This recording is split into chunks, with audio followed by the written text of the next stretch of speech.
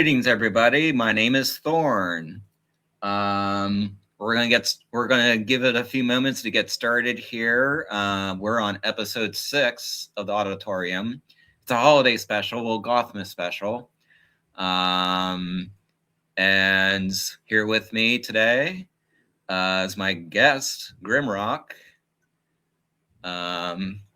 And we're gonna give it a few moments here and see, or actually, all right, hold on. All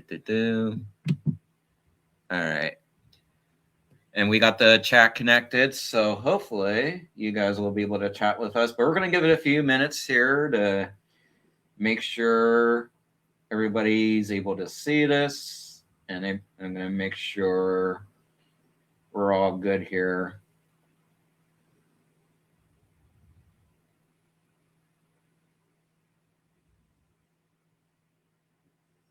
Give it a couple minutes here. I think we're good. Okay. Think we're broadcasting okay so far.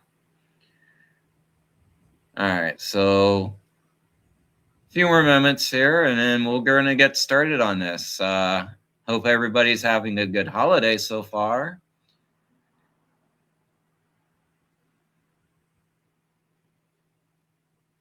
And everybody's doing well.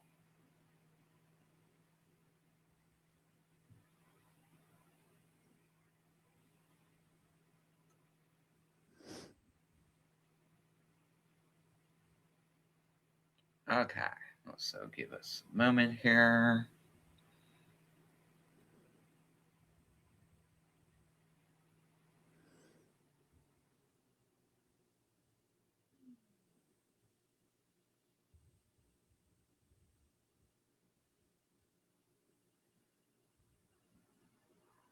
This is going to be a really good episode and really good way to end the Odditorium.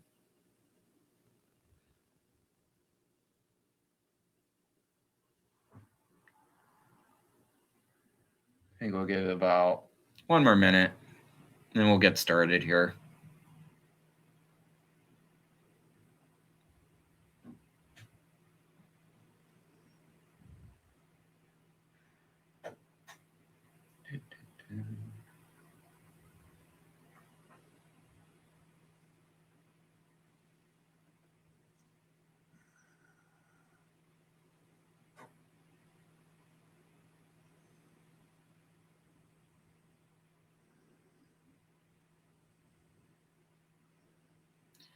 All right. So, yeah, people will just pop in whenever they pop in. So for those of you who are just tuning in, once again, my name is Thorn. We're on episode 6 of the Odditorium. It's a horror day special. So, and then I got my guest with me, GrimRock here. So we're going to find out more about GrimRock. So we'll first get started on history here on what's behind the name of GrimRock. Where did you start, and what got you? What was the behind the choosing of the name of GrimRock? Well, Grim used to be a nickname, mostly because of my disposition way back in my younger years. I wasn't exactly the happiest person, you know. Yeah. So everybody called me Grim, and I kind of just kept it and then adapted it and used it for the band name and my name, and you know, it just kind of worked out. Felt natural, you know what I mean? It wasn't any kind of I had to make something up or come up with some story for it or anything. You know, it just was my nickname, and I play music and it's grim rock and just seems to fit, And how long have you been doing this for? Oh, I've been playing music since I was like 14-ish, 13, 14. Grim rock I've been doing for like the last, I don't know, 3 years, actually. For the last 3 years is when you start. That's when you first officially started. It's about 3 years ago, right? For grim rock, yeah. Mm-hmm. Okay. And what was there? It seems like your style of rock is more so goth related. Was there any inspiration behind that, or just something you thought was a great fit for you? Well, definitely a great fit for me, with my inner self, But, there's a lot of genres that I listen to and I kinda try to mold it together into a certain way, So when people listen to a track, they can't say, "Oh, you sound like," and come up with just one name quick, because it can sound like multiple different, genres and multiple different bands and stuff, you know what I mean? And, for my love of garage rock, from late '60s garage rock, you know what I mean, really, really just stems that, from the beginning of the whole thing. Mm. All right, nice, nice, nice. And it seems like for all intents and purposes, you're a one-man band. Is that correct? Yes, You I do am. you do I it am all just yourself. all myself. I play all my instruments myself, record all my instruments myself, and I mean, I have people help me mix and master them and stuff like that. But I mean, other than that, I play them all and do all the vocals. And when I play out, I got backing tracks. They're minus all the guitars and all the vocals, except for a couple backing vocals. It depends on what track it is, to make it enhanced. But other than that, it's just me and a guitar singing in a mic. Mm, okay, nice, nice. So your last album was back in 2024. GR5, which I assume is stands for GrimRock 5. It's is that the fifth volume? Yeah, it's actually my fifth technical release. I had the original EP. It had 4 tracks on it. Then I had the GrimRock Radio EP. I think it had 6 on it, 8. I don't even know how many was on it, but it was short. And then I did one that was called Black Out Your Mind Volume 1 with the intention of doing a Volume 2 and never did Volume 2. Mm. Then I ended up was going to make another album and stalled out with a single, Everything Is on Fire. And because it was the only drop D tune track that I had at that time, I just left it alone as a single. So that's technically the fourth release right there. So Mm. GR5 definitely is the fifth release. And was there any when it comes to that album? Was there any what was the creative process behind that album? Was if you can talk about that?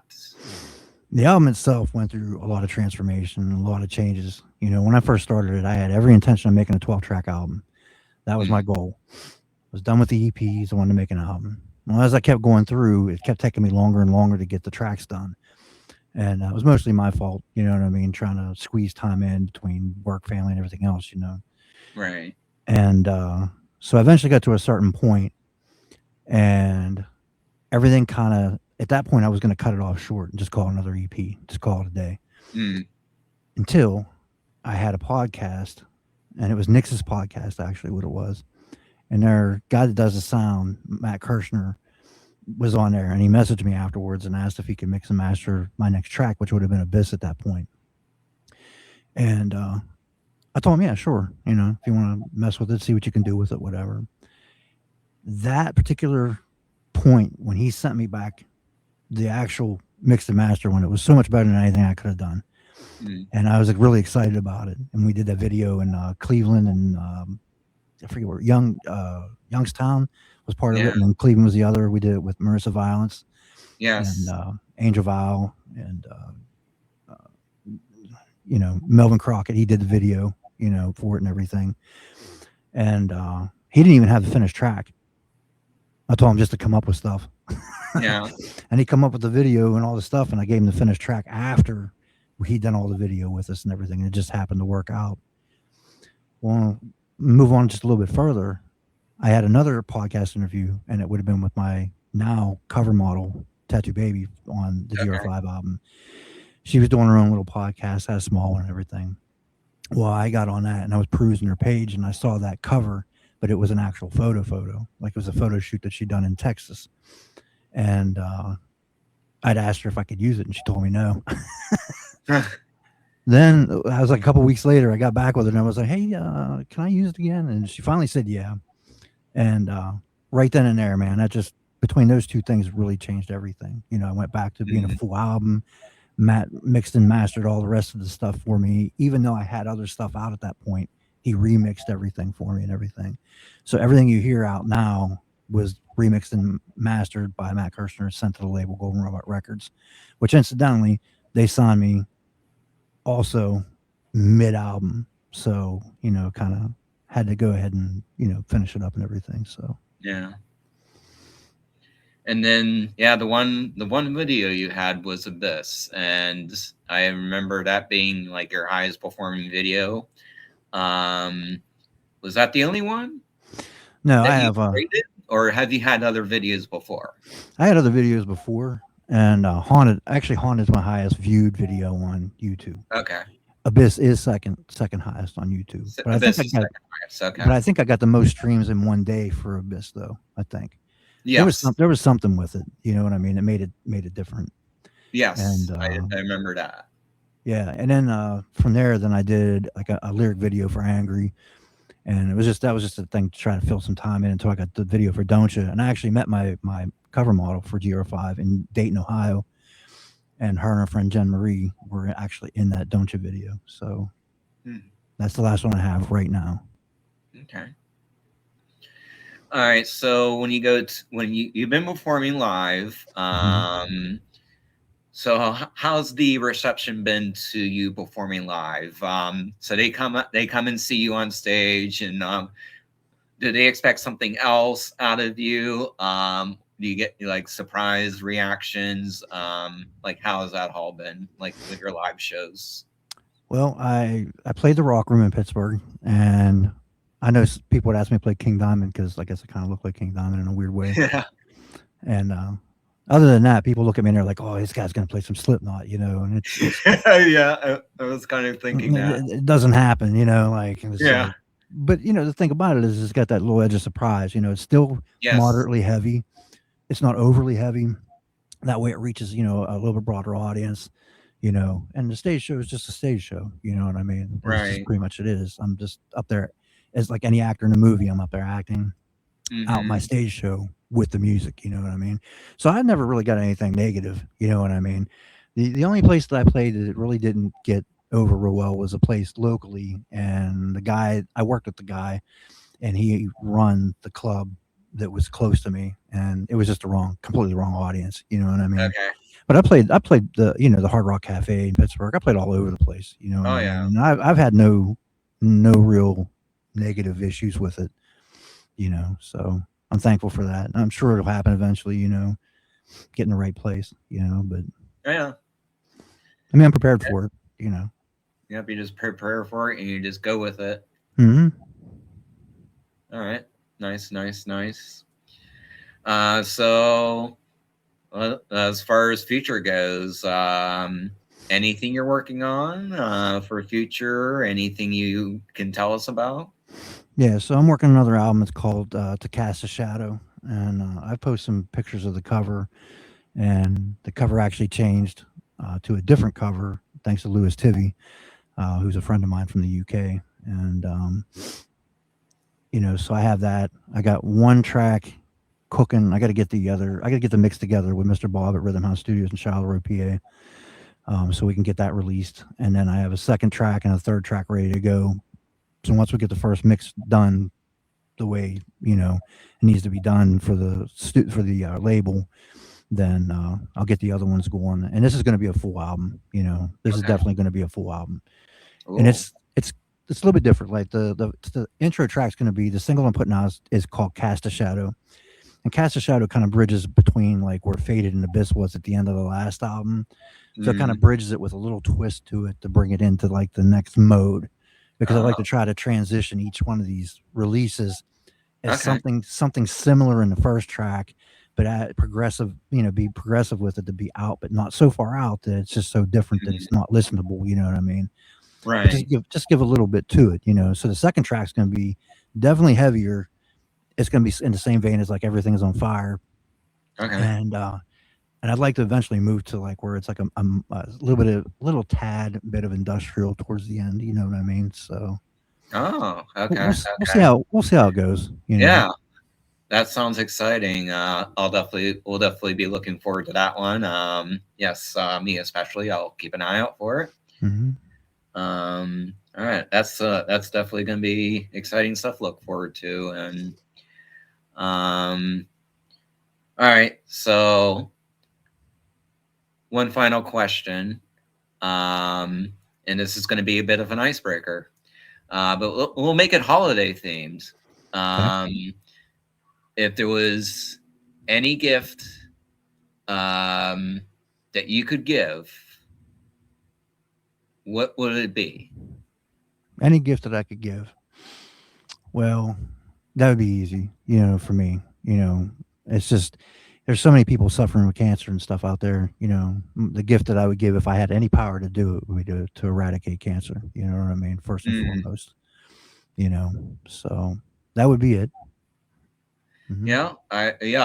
I'll I'll say that's a good one. Yes. If we can get, I mean, I agree. It's, if they could make less suffering, yes.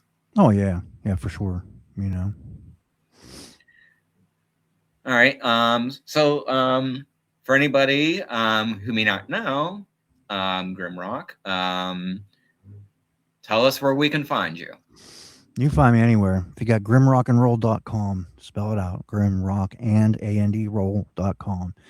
If you take GrimRock and Roll and put it in Facebook, Twitter, Instagram, I think Blue Sky, Threads, all YouTube, you'll find me. You can find my music everywhere from Deezer to Spotify to Apple Music to QQ Music over in China. I've been found there too. So yeah, you can find me anywhere, and you can click on everything in my website to go anywhere you want to go. So, yep. All right. Any final thoughts? No, I wish I had a black Santa hat.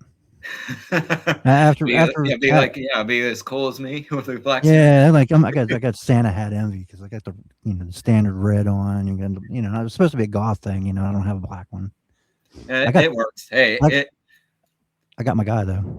Here you go. You got your cane at least. So there you go. Hey, goth is goth. It doesn't have to be any special way. That's right. All right. Well, it was a pleasure having you. Thank you for your time. Well, I appreciate you having me on. I know we talked about it for a while and everything, and yes, finally got the opportunity to. And we'll be talking soon. Don't worry. Oh yeah, we'll be talking more. Definitely. We'll be talking more in the future. So yeah, everybody. Thank you for joining us. This has been the Odditorium. This has been episode 6. Until next time, be well, stay safe, have a great holiday, and we'll see you on the other side.